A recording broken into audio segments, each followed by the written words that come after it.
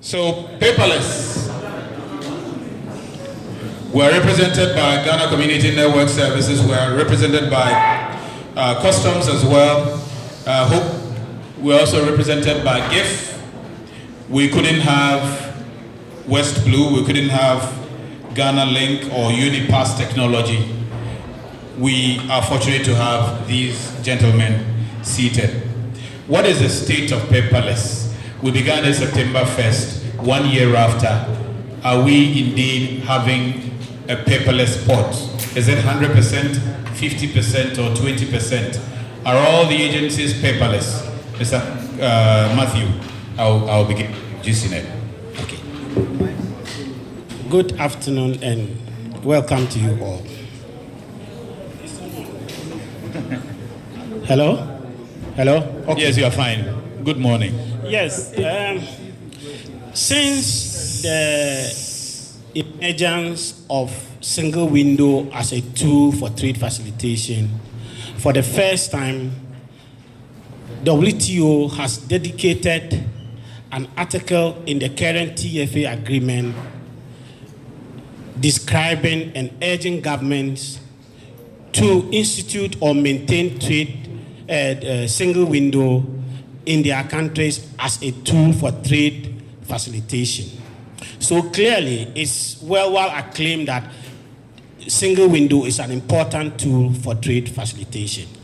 In Ghana, our history of trade facilitation started way back. We are among the first countries in Africa to start single window operations. We started in 2000 as part of the Gateway Project, which brought about Ghana Community Network. And as the name indicated, it was supposed to be a community of all people involved in the import business. So everybody was to be brought on board. Unfortunately, other take stakes in GCNet, but we did have Shippers Council, government, and other agencies like Ghana Commercial Bank taking stake in GCNet. So GCNet is a PPP. When we say it's a private-public partnership organization set up to provide that platform to facilitate trade in Ghana. So in 2000, that's how it started, and real operations started 2000, and our mandate, a single window to digitize custom operations and also provide an interface for a trading community to be able to submit documents to custom for processing. And that was successfully done. We have, and also at the time of the Gateway, there was the move from, we abolished the pre-shipment and moved to destination inspection. So that gave birth to the DICs, the destination inspection companies that were involved in valuation and classification. So since 2002, custom processes involving declaration processing has been digitized. Now GCNet as a single window operator has been involved in all traders in the logistic business share data. So we interface with the DICs then, and we have interfaced with into the for to help in this logistics street. So currently we interface with West Blue, we interface with APOHA, and all other agencies that have been involved in the trade business. And since 2002, we have tried to upgrade the system to make it fit for purpose. When we started GCNet, it was only custom declaration processing, but we moved beyond that. We provided what we call the MDA platform, where permit and exemptions by government agencies are done on the platform. So if you need to clear goods, you don't need to go to any of these agencies. We have 38 of them now on the platform.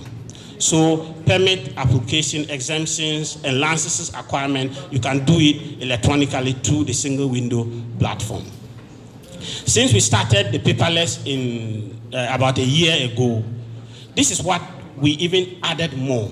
You know, in the single window process, the focus was on the document sharing between agents, the various agencies, but the post-clearance side was something that was left out. So as part of the paperless process, GCNet integrated so much with the Ghana Post Authority and other agencies in the port, like the terminal operators. So you could then submit into GCNet the date you want to do your inspection, then GAPOHA or the terminal agents will pick it up, send you an invoice electronically. So before you even go to the port, you know the value of what you need to pay as port charges. Also, as part of that process, we provided a seamless e-payment platform and enhanced the existing payment that was existing then. So we already had EcoBank and GCB as part of the GCNet process for collection of duty.